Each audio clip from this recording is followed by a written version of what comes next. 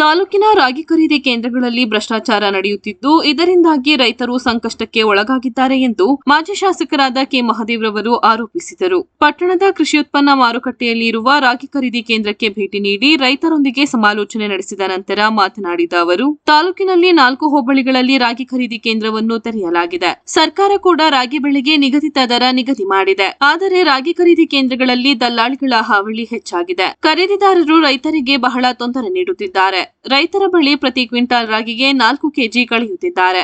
ರಾಗಿ ತುಂಬಿದ ವಾಹನಗಳನ್ನು ಕೇಂದ್ರದೊಳಗೆ ಬಿಡಲು 2,000ದಷ್ಟು ಹಣವನ್ನು ಖರೀದಿದಾರರು ಲಂಚ ಕೇಳುತ್ತಾರೆ. ರಾಗಿ ಮೂಟೆ ತುಂಬಲು ಕೂಡ ಹಮಾಲಿಗಳು 100 ರು ಕೇಳುತ್ತಾರೆ. ತಾಲೂಕಿನಲ್ಲಿ ಭತ್ತದ ಬೆಲೆ ಕುಸಿತವಾಗಿದೆ. ಅಲ್ಲದೆ ಶುಂಠಿ ಬೆಳೆ ನಾಶವಾಗಿ ತಂಬಾಕಿಗೆ ಸೂಕ್ತ ಬೆಲೆ ಇಲ್ಲದೆ ಹರಾಜು ಪ್ರಕ್ರಿಯೆ ಸ್ಥಗಿತವಾಗಿದ್ದು, ತಂಬಾಕು ಬೆಳೆಗಾರರು ಪ್ರತಿನಿತ್ಯ ಸೂಕ್ತ ಬೆಂಬಲ ಬೆಲೆಗೆ ಪ್ರತಿಭಟನೆ ನಡೆಸುತ್ತಿದ್ದಾರೆ. ರಾಗಿ ಕೇಂದ್ರದ ಈ ಅಕ್ರಮದಲ್ಲಿ ಸ್ಥಳೀಯ ಅಧಿಕಾರಿಗಳು ಮತ್ತು ಚುನಾಯಿತ ಪ್ರತಿನಿಧಿಗಳು ಸಹಕಾರ ನೀಡುತ್ತಿರುವ ಬಗ್ಗೆ ರೈತರು ದೂರುತ್ತಿದ್ದಾರೆ. ಸ್ಥಳೀಯ ಗಿರೀಶ್ ಎಂಬ ವ್ಯಕ್ತಿ ದಲ್ಲಾಳಿ ಕೆಲಸ ಮಾಡುತ್ತಾ ರೈತರಿಗೆ ತೊಂದರೆ ನೀಡುತ್ತಿದ್ದಾನೆ ಎಂದು ರೈತರು ಅಳಲು ತೋಡಿಕೊಂಡಿದ್ದಾರೆ. ಈ ಬಗ್ಗೆ ಕ್ರಮ ಕೈಗೊಳ್ಳುವಂತೆ ತಹಸೀಲ್ದಾರ್ ಅವರಿಗೆ ಕರೆ ಮಾಡಿ ದೂರು ನೀಡಿದರು. ಆದ್ದರಿಂದ ಅತಿ ಶೀಘ್ರದಲ್ಲಿ ಸಂಬಂಧಪಟ್ಟ ಅಧಿಕಾರಿಗಳು ಈ ಸಮಸ್ಯೆಗಳನ್ನು ಬಗೆಹರಿಸಬೇಕು. ಇಲ್ಲದಿದ್ದಲ್ಲಿ ರಾಗಿ ಖರೀದಿ ಕೇಂದ್ರವನ್ನು ಮುಚ್ಚಿ ರೈತರೊಂದಿಗೆ ಪ್ರತಿಭಟನೆ ಹಮ್ಮಿಕೊಳ್ಳುವುದಾಗಿ ಎಚ್ಚರಿಸಿದರು. ಈ ಸಂದರ್ಭ ಕರ್ನಾಟಕ ರಾಜ್ಯ ಸಂಘದ ರಾಜ್ಯಾಧ್ಯಕ್ಷ ಮಂಜುನಾಥ್ ಆರ್ ಗೌಡ, ಪುರಸಭೆ ಮಾಜಿ ಸದಸ್ಯರಾದ ಪಿಸಿ ಕೃಷ್ಣ, ನಿರಂಜನ್, ರಾಗಿ ಖರೀದಿ ಕೇಂದ್ರದ ಯಶವಂತ್, ರೈತ ಮುಖಂಡರಾದ ಶಂಕರ್, ಪರಮೇಶ್, ಕಾಂತರಾಜ್, ಬಿಲ್ಲಹಳ್ಳಿ ಸುರೇಶ್, ನಾಗೇಂದ್ರ, ಯೋಗೇಶ್, ಪ್ರಭು, ಶಿವರಾಜ್, ಮಹದೇವ್, ದೇವರಾಜ್, ಮನು ಸೇರಿದಂತೆ ಇತರರು ಉಪಸ್ಥಿತರಿದ್ದರು.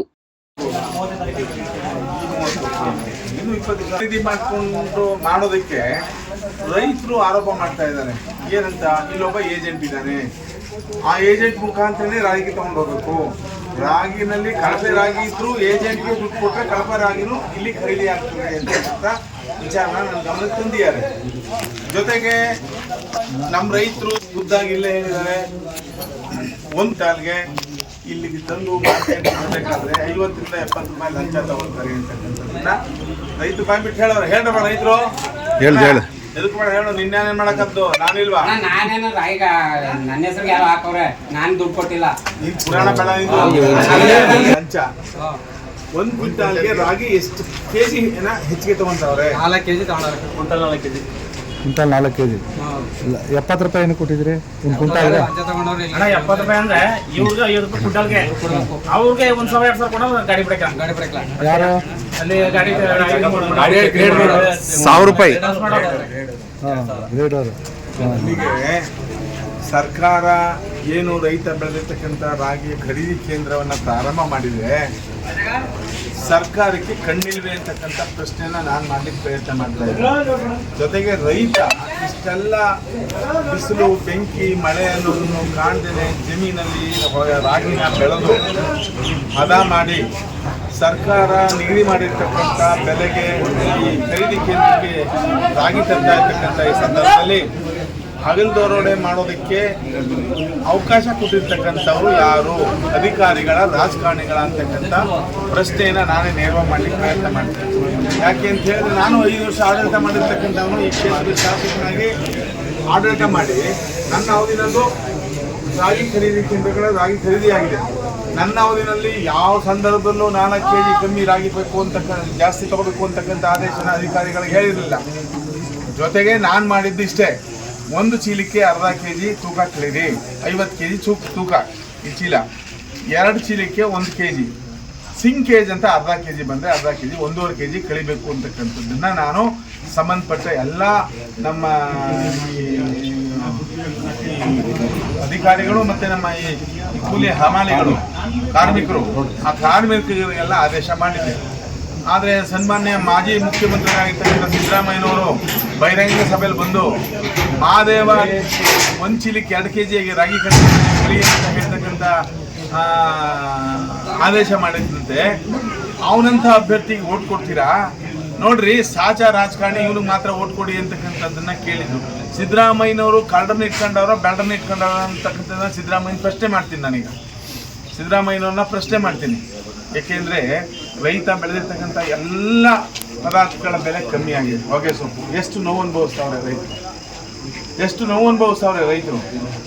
ಶುಂಠಿ, ರಾಗಿ, ಜೋಳ 1700 1800, ಇಷ್ಟೆಲ್ಲ ರೈತರಿಗೆ ಅನ್ಯಾಯ ಆಯ್ತಾ ಇದ್ರು. ಸರ್ಕಾರ ಕಣ್ಮುಚ್ಕೊಂಡಿರ್ತಕ್ಕಂಥ ಈ ಸಂದರ್ಭದಲ್ಲಿ ಸರ್ಕಾರ ಕಣ್ ತೆರೆದು ರೈತರ ಪರವಾಗಿ ಏನು ಒಂದು ರಾಗಿಯ ಒಂದು ಬೆಲೆಯನ್ನು ನಿಗದಿ ಮಾಡಿದೆ, ಆ ಬೆಲೆಗೆ ಅನುಗುಣವಾಗಿ ಒಬ್ಬ ಖಾಸಗಿ ವರ್ತಕ ಏನು ರಾಗಿಯನ್ನು ಖರೀದಿ ಮಾಡ್ಕೊಂಡ್ರ ರೈತರಿಗೆ ಅದು ಹಿಂದೆ ಮಾತಾಡಿ, ನಿಮ್ಮ ಮಾತೇ ಕೇಳ್ತದೆ. ಪರಮೇಶ್ವರ ಬಂದು ಒಂದು ಸೈಡ್ಗೆ ಹೋಗು. ಬೆಲೆ ಹೊಡಿತಕ್ಕಂಥ ಈ ಕ್ರೂರ ಕೃತ್ಯಕ್ಕೆ ರೈತರು ಸೇರಿ ರೈತರಲ್ಲಿ ಒಗ್ಗಟ್ಟಿಲ್ಲ ಅಂತಕ್ಕಂಥ ಒಂದೇ ಭಾವನೆಯಿಂದ ರೈತರಿಗೆ ಇಷ್ಟೆಲ್ಲ ಅನ್ಯಾಯ ಮಾಡ್ತಕ್ಕಂಥ ಕೆಟ್ಟ ನಿರ್ಧಾರವನ್ನು ಈ ಸರ್ಕಾರ ತಗೊಂಡಿರ್ತಕ್ಕಂಥದ್ದನ್ನ ರೈತರು, ನಾವು, ಕೂಲಿ ಕಾರ್ಮಿಕರು ಎಲ್ಲರೂ ಸೇರಿ ಖಂಡಿಸ್ತೀವಿ.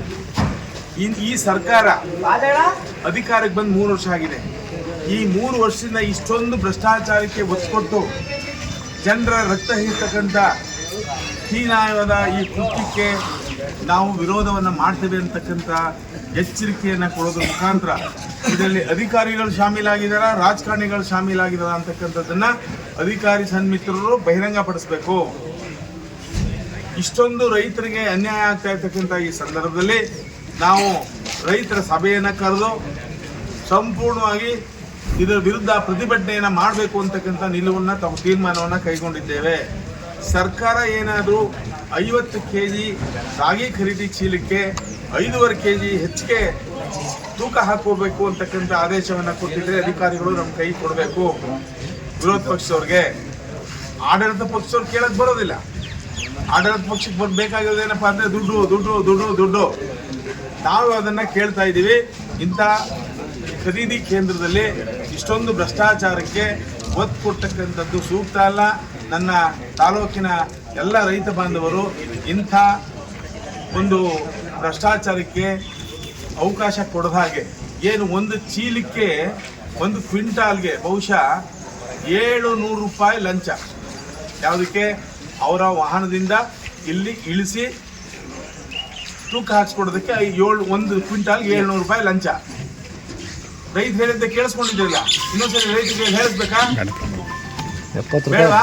ಬೇಡ ನಮ್ಮ. ಆದ್ರಿಂದ ಮಾನ್ಯ ಪತ್ರಕರ್ತರು ಒಂದು ನ್ಯಾಯಾಲಯ ಇದ್ದಾಗೆ ಈ ನ್ಯಾಯಾಲಯದಲ್ಲಿ ಆಗ್ತಾ ಇರ್ತಕ್ಕಂಥ ಭ್ರಷ್ಟಾಚಾರವನ್ನು ಹತ್ತಿಕ್ಕೋದಕ್ಕೆ ನೀವೆಲ್ಲರೂ ಸಂಪೂರ್ಣವಾಗಿ ರೈತರ ಪರವಾಗಿ ಹೆಚ್ಚು ಸಹಕಾರವನ್ನು ಕೊಡಬೇಕು. ನಿಮ್ಮ ಮುಖಾಂತರ ರೈತರಿಗೆ ಆಗ್ತಾ ಇರ್ತಕ್ಕಂಥ ಅನ್ಯಾಯಕ್ಕೆ ತಡೆಯೊಡ್ಬೇಕು ಅಂತಕ್ಕಂಥ ಮನವಿಯನ್ನು ಮಾಡ್ತೇನೆ. ಬಂದ್ರ ನೋಡೋಣ.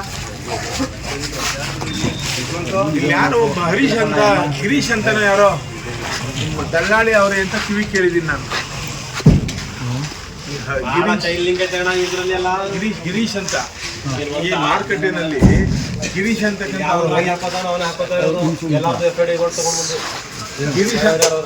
ಹಂಗೆ ಗಿರೀಶ್ ಅಂತಕ್ಕಂಥವನು ಇಲ್ಲಿ ದಲ್ಲಾಳಿ ಮುಖಾಂತರ ಎಲ್ಲ ರಾಗಿ ಖರೀದಿನೂ ಅವನ ಜವಾಬ್ದಾರಿ ಮುಖಾಂತರ ಖರೀದಿ ಮಾಡಿಸೋದಕ್ಕೆ ಸಂಬಂಧಪಟ್ಟ ಇಲಾಖೆ ಅಧಿಕಾರಿಗಳು ಅನುಮತಿ ಕೊಟ್ಟಿದ್ದಾರೆ.